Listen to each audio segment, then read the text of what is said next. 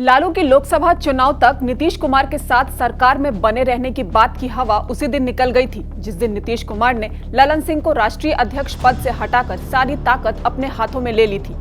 RJD camp के लिए वो दिन एक बड़े झटके के समान था। इसलिए तेजस्वी यादव इस कदर प्रभावित हुए थे कि उन्होंने अपना तय विदेश दौरा तक कैंसिल कर दिया था। अब लालू प्रसाद कोशिश करके थक चुके हैं, लेकिन लालू प्रसाद की दाल गलती हुई नजर नहीं आ रही। जेडीयू में टूट की दूर दूर तक कोई संभावना नहीं है, वहीं कांग्रेस टूट के मुहाने पर खड़ी है। नमस्कार, आप देख रहे हैं टीवी 9 और आपके साथ मैं हूं खुशबू झा। कांग्रेस के 19 विधायक हैं जिनमें बड़ी संख्या टूटने को तैयार है। सूत्रों के मुताबिक राहुल गांधी एक तरफ बिहार में प्रवेश करेंगे, दूसरी तरफ उन्हें इंडिया गठबंधन और राहुल की पार्टी कांग्रेस में टूट का करारा झटका देने की तैयारी कर ली गई है। ऐसे में आरजेडी ने कांग्रेस के बड़े नेताओं से बात करके कांग्रेस को टूटने से बचाने को लेकर मशक्कत करने की सलाह दे डाली है।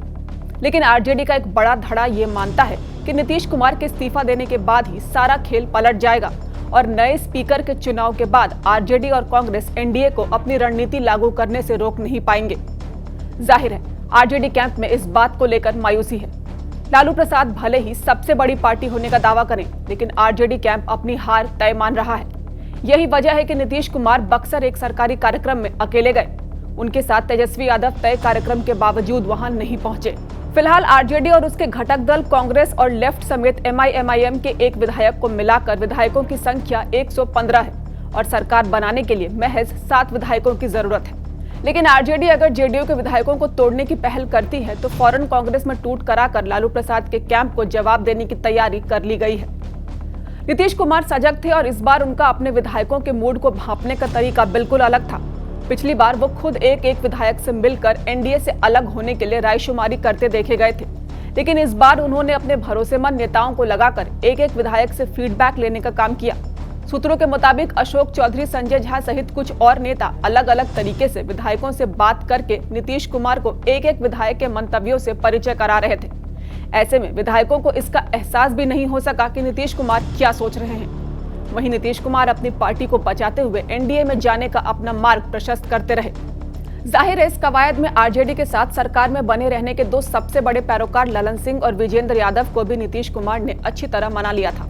इसलिए जो ललन सिंह बीजेपी के खिलाफ जहर उगलने का काम कर रहे थे, वो कर्पूरी ठाकुर की जन्म शताब्दी के अवसर पर कर्पूरी ठाकुर को भारत रत्न दिए जाने की वजह से केंद्र सरकार को धन्यवाद देते हुए सुने गए थे। कर्पूरी ठाकुर के जन्म शताब्दी को जेडीयू और आरजेडी अलग अलग मना रही थी, लेकिन जेडीयू की सभा में बीजेपी के खिलाफ एक भी बड़े नेता ने बयान देने से परहेज किया था। जाहिर है पीएम मोदी को कर्पूरी ठाकुर को भारत रत्न देने के लिए जेडीयू नेता खूब धन्यवाद करते देखे गए। बिहार के मुखिया नीतीश कुमार ने इसी सभा में धन्यवाद करते हुए एक बड़ा इशारा किया था, जिसमें उन्होंने कर्पूरी ठाकुर को भारत रत्न दिए जाने को लेकर धन्यवाद किया था। वहीं दूसरी मांगों को मान लेने की गुजारिश भी की थी।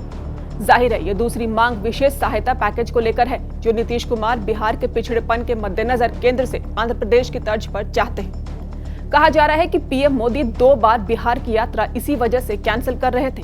इस बार बिहार में 4 फरवरी को पीएम मोदी बिहार की यात्रा पर आएंगे तो विशेष पैकेज की घोषणा कर सकते हैं। जेडीयू पीएम के इस घोषणा के बाद कह सकेगी कि बिहार की भलाई जेडीयू की पहली प्राथमिकता है। इसलिए जेडीयू ने पाला बदलकर बीजेपी के साथ चलने का मन बनाया है। इंडिया अलायंस की चौथी बैठक के बाद नीतीश कुमार ने आरजेडी से अलग हटकर सरकार बनाने का फैसला कर लिया था।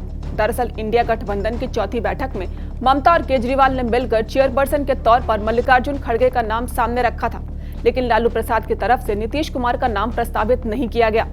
कहा जाता है नीतीश कुमार इसी बैठक के बाद खासे नाराज हुए थे और राष्ट्रीय परिषद की बैठक बुलाकर नीतीश कुमार ने जेडीयू अध्यक्ष ललन सिंह को हटाकर खुद अध्यक्ष पद ले लिया था। 29 दिसंबर को इस घटना के बाद जेडीयू के कई फैसले आरजेडी विरोधी दिखने शुरू हो गए थे। सरकारी विज्ञापनों में केवल नीतीश कुमार का दिखना और उप मुख्यमंत्री तेजस्वी यादव का गायब होना गठबंधन में कुछ भी ठीक नहीं होने का प्रमाण दे रहा था। इसके बाद कहा जा रहा है कि बीजेपी से बातचीत का सिलसिला नीतीश ने अपने करीबियों को सौंप दिया था, जिसमें संजय झा और केसी त्यागी का नाम सबसे ऊपर बताया जा रहा है। बीजेपी के लिए भी प्राथमिकताओं में सबसे ऊपर लोकसभा चुनाव में ज्यादा से ज्यादा सीटें जीतना है।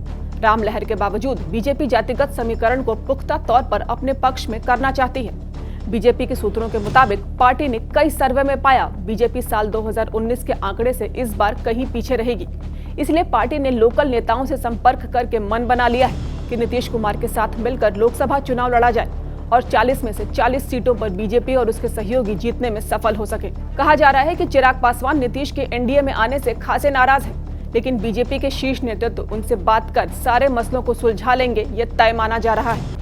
सूत्रों से मिली जानकारी के मुताबिक जेडीयू को बीजेपी ने साफ तौर पर इत्तला कर दिया है कि चिराग पासवान एनडीए में बने रहेंगे। इसलिए चिराग की कीमत पर बीजेपी किसी भी शर्त पर जेडीयू से कोई समझौता करने को तैयार नहीं होगी। बीजेपी के एक बड़े नेता के मुताबिक नीतीश को साथ लेने के पीछे इंडिया गठबंधन की एकजुटता की नैरेटिव को ध्वस्त करना है। वहीं हिंदी बेल्ट में परसेप्शन के आधार पर बीजेपी विपक्षी दलों से चुनाव में उतरने से पहले ही जीत जाएगी, यह तय माना जा रहा है।